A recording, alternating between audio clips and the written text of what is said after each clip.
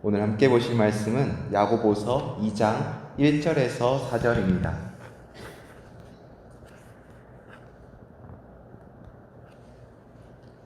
야고보서 2장 1절에서 4절, 신약성경 372쪽입니다.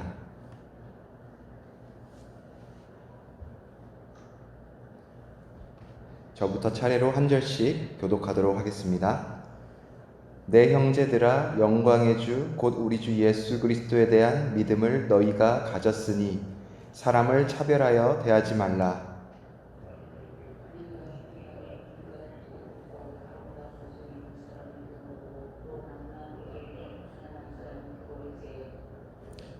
너희가 아름다운 옷을 입은 자를 눈여겨보고 말하되 여기 좋은 자리에 앉으소서 하고, 또 가난한 자에게 말하되 너는 거기 서 있든지 내 발등상 아래에 앉으라 하면 서로 차별하며 악한 생각으로 판단하는 자가 되는 것이 아니냐. 아멘. 오늘은 바른 믿음, 바른 행동이라는 제목으로 말씀을 함께 나누도록 하겠습니다. 야고보서는 믿음과 행함의 불가분의 관계에 대해서 계속해서 말을 하고 있는데요. 우리가 예수 그리스도를 믿는 믿음을 가지고 참된 신앙, 참된 믿음을 가지고 있다면 반드시 참된 행동이 나오게 된다는 것을 계속해서 말하고 있습니다.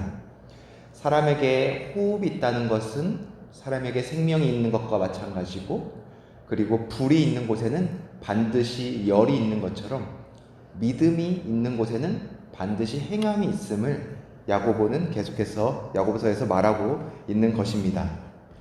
우리가 예수 그리스도를 우리 삶의 구원자이자 주님으로 영접하고 나면 우리 안에 성령이 내주하시게 되고, 그로 말미암아 놀라운 변화가 생기는데, 그것은 바로 우리 안에 이전과는 전혀 다른 경향성이 생긴다는 것입니다.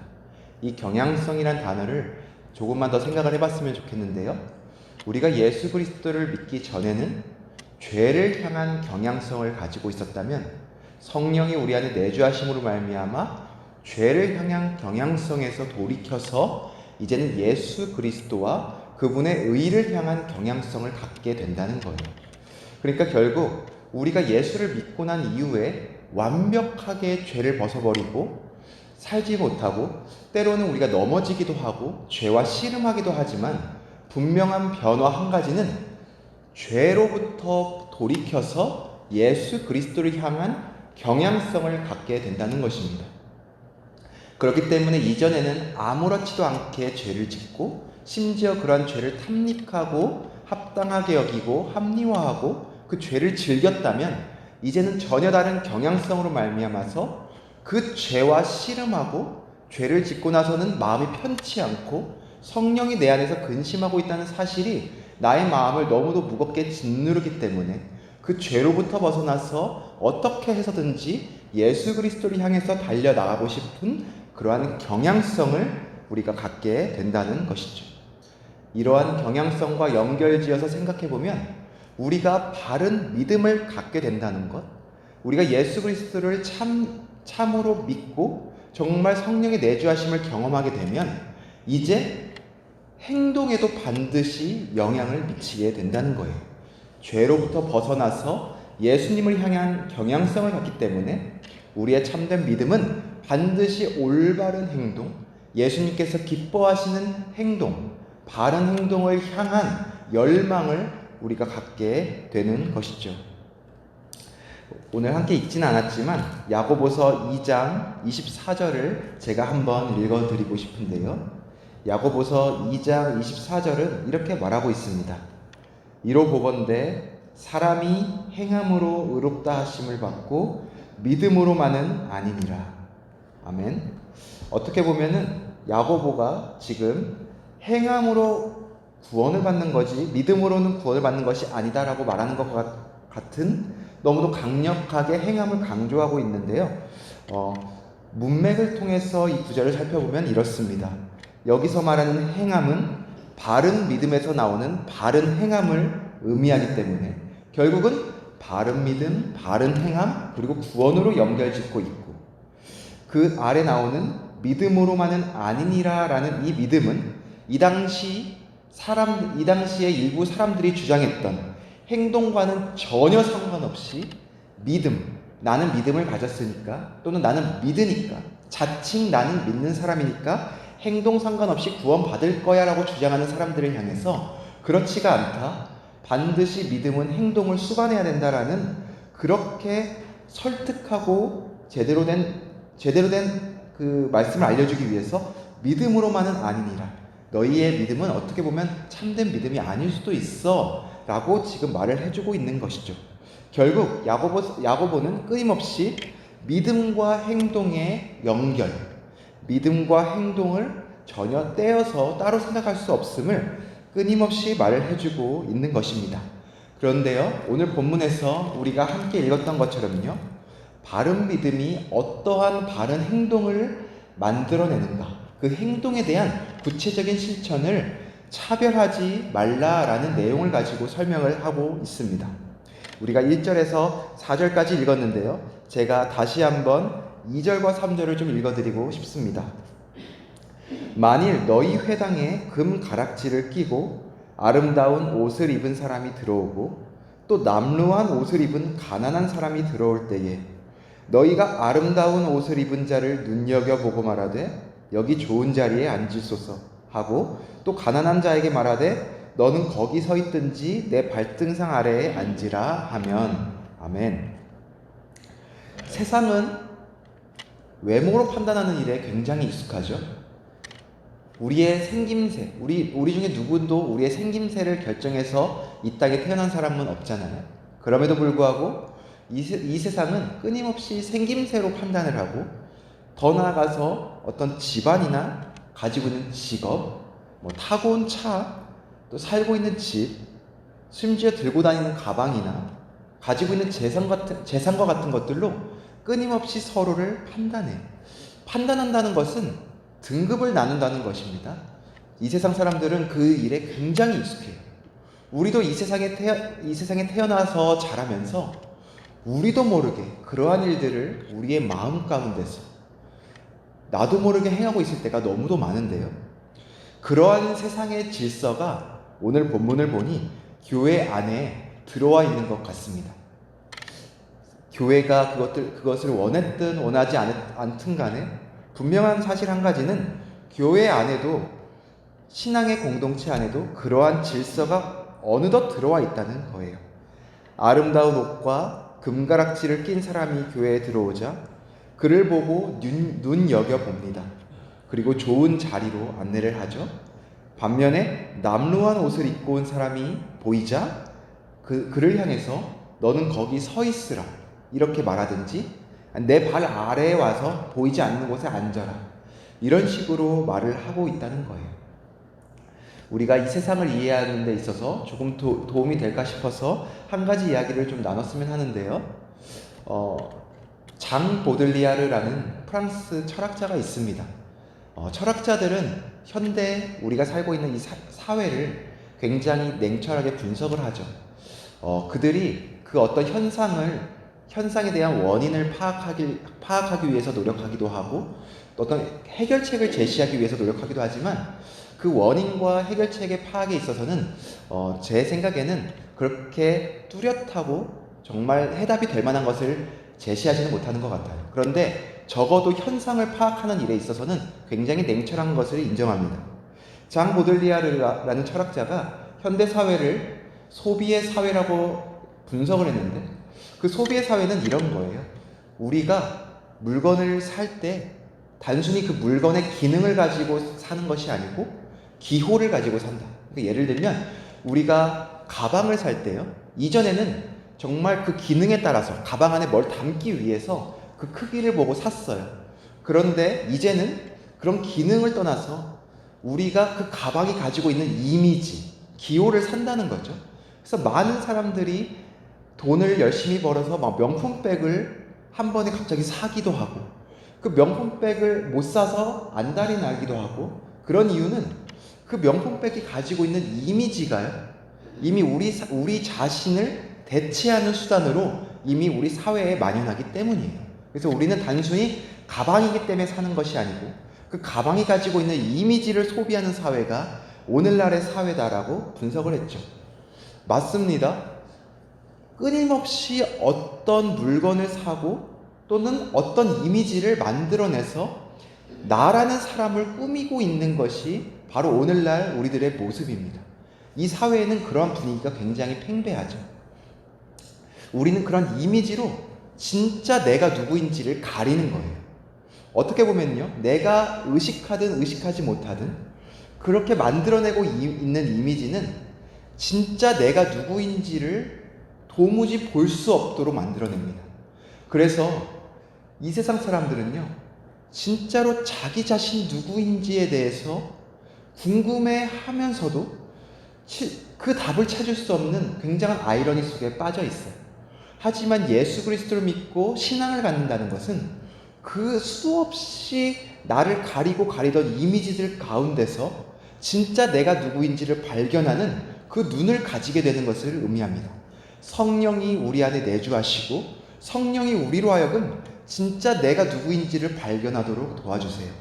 그것을 통해서 끊임없이 나를 가리던 이미지들을 다 걷어내고 하나님 안에서 진짜 나를 발견하는 것, 그것이 바로 기독교 신앙이죠.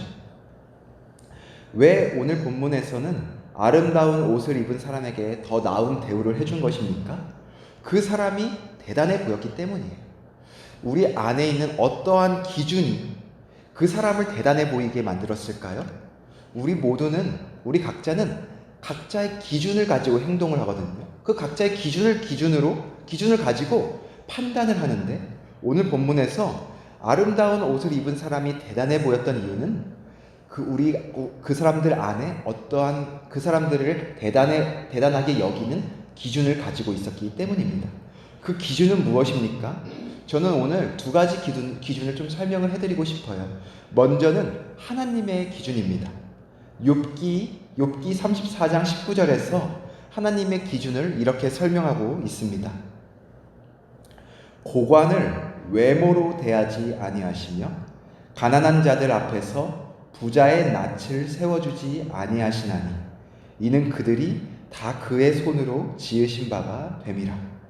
하나님의 기준은 고관이라고 해서 높이 여겨주고 가난한 자라고 해서 낮게 여기는 그러한 기준이 아니고, 고관이든지 가난한 자든지 부자든지 상관없이 다 하나님 앞에서 하나님이 지으신 동등한 인격과 사람으로서 한 생명으로서 동등하게 대해주시고 있음을 욥기서는 말하고 있습니다. 그런데 그러한 하나님의 기준을 가지고 세상을 판단하도록 우리도 지음을 받았거든요. 그런데 우리가 가지고 있던 그러한 하나님의 기준이 죄로 말미암아 타락하게 되는데, 타락한 기준은 바로 이렇습니다. 요한일서 2장 16절에서 17절인데요. 이는 세상에 있는 모든 것이 육신의 정욕과 안목의 정욕과 이생의 자랑이니 다 아버지께로부터 온 것이 아니요 세상으로부터 온 것이라. 이 세상도 그 정욕도 지나가되 오직 하나님의 뜻을 행하는 자는 영원히 거하느니라. 타락한 기준은 무엇입니까? 육신과 눈으로 보기에 좋은 것에 따라서, 그리고 자랑해서 남들보다 더 높고 대단하다고 여김을 받을 만한 것들을 기준으로 판단하는 것, 그것이 바로 타락한 기준입니다. 다른 사람을 외모로 판단하는 것, 그것이 타락한 기준이라고 성경은 말하고 있습니다. 결국 오늘 본문에서 야고보 사도는 그 성도들 안에, 자칭 성도라고 하는 그 사람들 안에 분명히 타락한 기준이 있고, 교회 공동체 안에서 그 타락한 기준으로 서로를 대하는 것이 엄청난 문제를 야기하고 있음을 고발하고 있는 것이죠. 그런데 잘 생각해보면 이것은 그들만의 타락한 기준이 아니고 우리도 가지고 있는 타락한 모습이에요. 우리가 바른 복음과 바른 믿음을 놓치면 놓칠수록 세상의 끊임없는 목소리 가운데서 끊임없이 우리도 타락한 기준을 갖게 됩니다. 나도 모르게 교회 공동체 안에서 하나님의 생명으로, 예수 그리스도의 생명으로 거짓된 이미지들을 다 벗어버리고 진짜 나를 발견한 생명을 가진 자들이 모이는 교회 공동체 안에서 나도 모르게 옆에 있는 사람을 그 타락한 기준으로 대하고 있는 것이죠. 야고보는 바른 믿음을 다시 붙잡는 것, 성경은 바른 믿음을 다시 붙잡을 필요성에 대해서 말을 하고 있습니다. 왜냐하면요, 바른 믿음으로부터 바른 행동이 나오기 때문이죠. 만약에 믿음이 없이요, 바른 행동만을 요구하게 되고 우리가 그렇게 살려고 노력하게 되면 우리는 우리 자신에게 끊임없이 짐을 지우게 됩니다. 기독교는 그러한 종교가 아니죠. 기독교는 절대 무거운 짐을 어깨에 짊어매는 종교가 아니에요. 예수 그리스도께서 이미 그 짐은 다 짊어지셨기 때문에, 그리고 우리에게 요구하시는 것은 오직 믿음 그 자체이기 때문에 그 믿음으로 짐을 벗어버리고 다시금 가볍게 예수 그리스도의 그 십자가 보혈과 놀라운 공로를 껴안는 것이 우리의 신앙입니다. 우리가 오늘 함께 읽었죠. 야고보서 2장 1절을 보면 이렇게 되어 있습니다. 야고보서 2장 1절의 중간 부분입니다. 우리 주 예수 그리스도에 대한 믿음을 너희가 가졌으니 라를 차별하여 대하지 말라. 결국 우리의 행동 이전에 너희가 가진 그리스도에 대한 믿음이 무엇인지를 다시 한번 상기해 보라 라고 말하고 있는 것이죠. 그리스도에 대한 믿음은 무엇입니까? 에베소서 2장 4절에서 5절 그리고 9절은 이렇게 말합니다. 긍휼이 풍성하신 하나님이 우리를 사랑하신 그 큰 사랑을 인하여 허물로 죽은 우리를 그리스도와 함께 살리셨고 너희는 은혜로 구원을 받은 것이라. 행위에서 난 것이 아니니 이는 누구든지 자랑하지 못하게 함이라. 아멘. 우리 중에 누구도 그리스도에 대한 믿음을 우리가 조금이라도 남들보다 잘나서 남들보다 행동이 바르기 때문에 우리가 남들보다 자랑할 만한 것이 있어서 그리스도를 믿는 믿음을 가진 사람은 아무도 없습니다. 오직 은혜로 하나님의 선물로 받은 것이죠. 오거스터스 탑 레이디라는 사람은 이러한 시를 썼습니다. 내 손의 수고로 율법의 요구 채울 수 없고 쉼없는 열심과 늘 흘리는 눈물로도 죄에 속할 수 없나이다. 주여 오직 주께서 구원해 주셔야 하나이다. 내 손에 드릴 것 없어 주의 십자가만 붙드나이다. 벌거벗은 이 몸 입혀주시기를 바라며 나아가나이다. 아무 힘없이 주의 은혜만 바라보나이다. 더러운 나 그 샘으로 달려가오니 씻어주소서. 구주여 죽지 않도록. 우리는 이미 죽은 자라고 성경은 말합니다. 죄로 인해서 우리는 이미 죽은 자인데 당연히 죽고 사망에 빠지는 것이 마땅한 게 우리 죄인의 결과인데 오직 은혜와 선물로 우리에게 믿음을 주셔서 그러한 사망으로부터 건져내어 주신 예수 그리스도의 그 놀라우신 은혜는 오늘도 우리로 하여금 다른 사람보다 내가 더 나은 사람이다 라고 자랑할 수 없게 만들고 오히려 다른 사람을 나보다 더 나은 사람으로 여깁니다 라고 고백할 수밖에 없게 만드는데, 사도 바울이 고백했던 것처럼 나는 죄인 중에 괴수라는 것을 그 십자가 앞에서 깨닫게 되기 때문입니다. 우리의 외모로도 아니고 행위로도 아니고 오직 은혜로 우리를 긍휼하게 여겨주신 하나님의 그 긍휼하심 때문에, 그 긍휼하심이 풍성하다는 이유 하나만으로 우리는 구원을 받았기 때문에 우리는 오늘도 다른 사람을 대하고 나 자신을 바라볼 때에 하나님의 은혜, 정말 그것의 기반으로, 그것을 의지해서 바라보게 되는 것입니다. 그리스도에 대한 믿음에서, 그렇게 바른 믿음에서 다시 시작해야만 우리는 바른 행동을 할 수 있게 됩니다. 아무 이유 없이 오직 은혜로 하나님의 자녀가 되었음을 기억하는 것, 그것이 오늘도 우리 안에 우리의 심령과 생각과 마음 가운데 행해져야 되는 일인 것이죠. 하나님은 자기 백성들에게, 하나님께서는 이미 그분의 모든 사랑을 다 보여주셨어요. 예수 그리스도께서 십자가에서 지신 그 모든 죄, 그리고 우리가 받아야 할 죄로 말미암는 하나님의 모든 진노를 이미 십자가에서 다 받으셨습니다. 그 십자가 보혈은 오늘도 우리의 삶 가운데서 넘쳐 흐르고 있죠. 그 십자가 보혈 안으로 들어가고 예수 그리스도의 그 십자가 공로를 붙드는 그 순간 우리는 하나님의 놀라우신 은혜와 놀랍게도 우리의 티끌 같은 모든 티끌까지도 모든 죄를 다 용서해 주시는 하나님의 그 놀라우신 사랑을 경험하게 됩니다. 하나님께서는 이미 우리에게 그 사랑을 보여주셨기 때문에 그 사랑으로 오늘도 우리가 우리 자신이 누구인지를 다시 발견해서 끊임없이 차별로 대변되는 이 세상의 질서 가운데, 이 세상의 한복판 가운데서 그렇게 다른 사람을 차별하고 그러한 이미지들로 나 자신을 규정하는 것이 아니라 하나님이 예수 그리스도의 핏값으로 값주고 산 귀한 존재임이 나임을 알고 그게 바로 나임을 발견하고 그러한 눈으로 내 옆 사람도 대하고 외모가 아닌 한 인격과 소중한 생명으로 그렇게 이 세상 사람들을 대하면서 살아낼 줄 알고 우리가 속한 교회 공동체 또한 그렇게 만들어 나가서 정말 예수 그리스도의 생명으로 교제하고 예수님의 참된 생명이 넘쳐 흐르는 교회 공동체가 되도록 만들어 나가는 놀라운 역사가 우리를 통해 이루어지기를 하나님께서는 기대하시는 것이죠. 사랑하는 성도 여러분께서 다들 아시다시피 우리의 친구나 다른 사람들뿐만 아니라 이제 가정에서도 그렇게 이미지로 그리고 어떤 이 세상에서 만들어내는 외모와 결과로 서로를 대하는 시대가 되었어요. 그렇기 때문에 친구를 만나도 참된 교제를 할 수가 없고 가정 안에서도 참된 교제와 인격의 만져짐이 마음을 만지는 일이 다 깨어진 이 시대 가운데서 교회를 어떻게 우리가 세워갈 수 있겠습니까? 예수 그리스도의 생명으로 서로를 대하고 교제함으로 그렇게 교회를 세워나갈 수 있을 것입니다.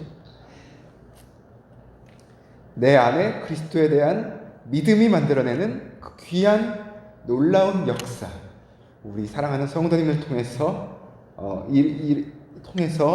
이루어지기를, 그리고 오늘도 그런 하루가 되기를 간절히 소망합니다.